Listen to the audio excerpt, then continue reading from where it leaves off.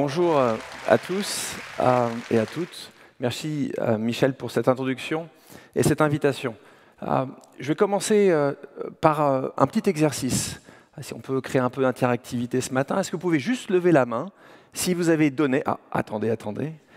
Si vous avez donné de l'argent à une cause sociale l'année dernière. Ça peut être un sans-abri, au Réseau du Cœur, une cause qui vous tient à cœur. Waouh! Ouais. Tu vois, quand on parlait d'happiness, je pense que quand vous le donnez, vous avez laissé la main en l'air si vous pensez avoir donné suffisamment. Ah, voilà. Ce qui est intéressant, c'est que j'ai posé ces deux questions partout dans le monde. Et j'ai eu les mêmes réponses, partout. Et en tant qu'entrepreneur, ça m'a interpellé. Ça m'a interpellé tellement que je me suis dit, je vais trouver une solution. Je vais travailler dur. Je vais essayer de changer ça. Mais la question est compliquée. Qu'est-ce que ça veut dire donner assez? Vous savez, quand on est un entrepreneur, on cherche deux points, toujours.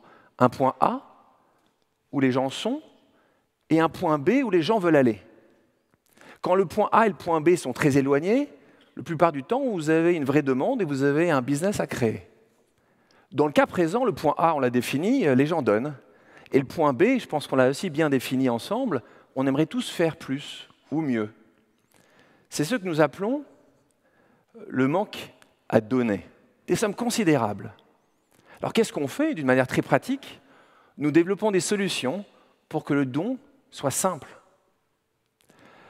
Ces solutions, je suis sûr que vous les avez déjà croisées.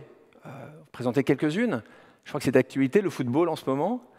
La Ligue de football professionnel a décidé que chaque fois qu'il y a un but qui est marqué, en Ligue 1 et Ligue 2, la Ligue de football professionnel donne 100 € à Epic pour financer des écoles du numérique. C'est vrai dans le sport, mais c'est aussi vrai dans le secteur artistique. Grand Corps Malade a décidé de donner 1% du profit, de ses bénéfices, de son album, de sa tournée, pour une meilleure justice sociale. Ce qui est vrai avec des individus, mais aussi avec des entreprises.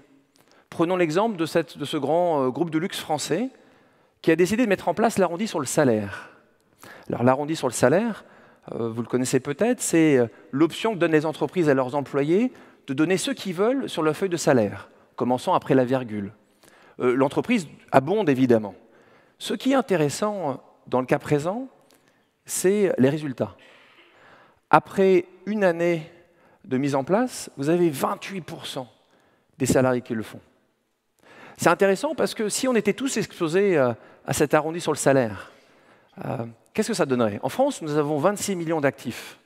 Si on prend ce 28%, c'est intéressant de multiplier par le don moyen. Le don moyen mensuel, c'est de 2,52 €. Alors je pense que les mathématiques sont votre fort, mais je vais vous aider un petit peu. Ce qui ferait que par an, ça serait plus de 400 millions d'euros qui iraient à lutter contre ces inégalités que nous pouvons voir tous les jours. C'est ça, ce qui est intéressant et ce qui est important. Mais le don, quels que soient les montants, ne va être utile que s'il est efficace. Donc, ce que nous faisons aussi chez Epic, c'est que nous traversons le monde, nous cherchons ces organisations, nous les sélectionnons, nous les finançons, et nous aidons ces organisations à se développer.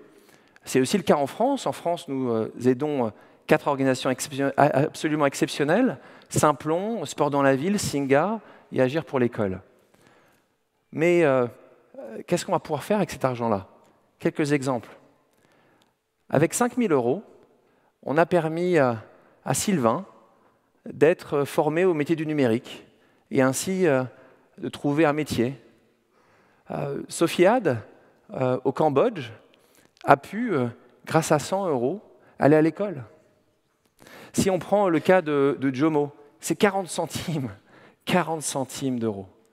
Pourquoi? Pour qu'elle puisse avoir accès à des médicaments qui vont lutter contre ces infections parasitaires qui tuent encore aujourd'hui des centaines de milliers d'enfants en Afrique de l'Est. Mais tout cela ne se fera pas sans vous. Je pense que vous voulez aussi bouger les lignes, changer le système, c'est pour ça que vous êtes là ce matin. Et pour ce faire, il faut qu'on s'y mette tous ensemble. Pourquoi? Je vais vous donner 3 arguments simples et imparables. Le premier, c'est que ces inégalités, elles n'ont jamais été aussi visibles, jamais.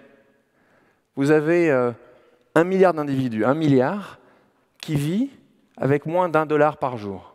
3 milliards avec moins de 2 $. Donc, on ne peut plus ne plus voir cela. Ce qui est intéressant, c'est que la génération Y et Z, j'en vois beaucoup dans la salle, n'accepte plus cette réalité. Je ne suis pas sûr que vous le savez, mais 20% de ces jeunes qui rentrent à l'école, dans les grandes écoles, dans les universités, 20% veulent travailler dans le social. Alors souvent, quand on parle de cette génération Y et Z, les millennials, il y a aussi les autres générations. Aujourd'hui, toute génération est dans la recherche de ce sens. D'ailleurs, les entreprises doivent commencer à le comprendre. Parce que si elles ne le comprennent pas, qu'est-ce qui va se passer? C'est de plus en plus dur de recruter. Ça va être de plus en plus dur d'arriver à avoir des gens comme nous qui allons acheter leurs produits. D'ailleurs, vous avez 3 types de personnes en France et dans le monde. Vous vous en souvenez de l'oncle Picsou? L'oncle Picsou, c'est celui qui accumule pour accumuler, celui qui ne comprend pas le sens du partage, celui qui ne voit pas cette révolution sociale arriver. Ce que j'espère, ce que je vois, c'est que cette génération-là est en train de disparaître. De l'autre côté du spectre, vous avez les activistes du bien social. Alors l'icône que nous connaissons tous, c'est Bill Gates. Ceux qui vont faire parce qu'ils comprennent que c'est ce qui doit être fait. Et puis, vous avez l'immense majorité des gens, les pragmatiques, les darwiniens. Ceux qui vont faire parce qu'ils comprennent que c'est mieux pour eux, pour leurs salariés, pour leurs clients, pour leur famille. Pour arriver à créer cette société où le partage est partout, j'ai besoin que vous fassiez quelque chose.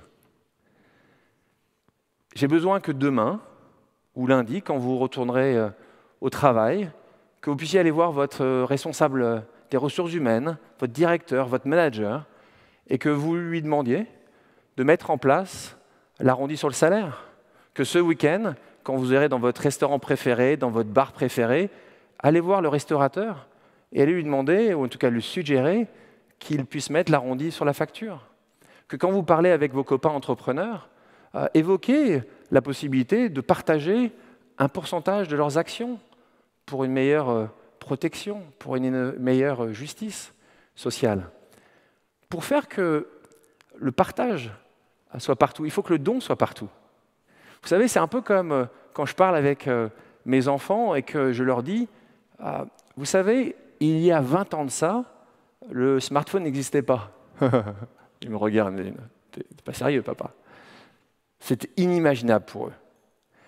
Notre objectif, c'est que cette génération, mes enfants, vos enfants, puissent aussi dire que c'était inimaginable, qu'avant eux, le don n'était pas la norme. Merci.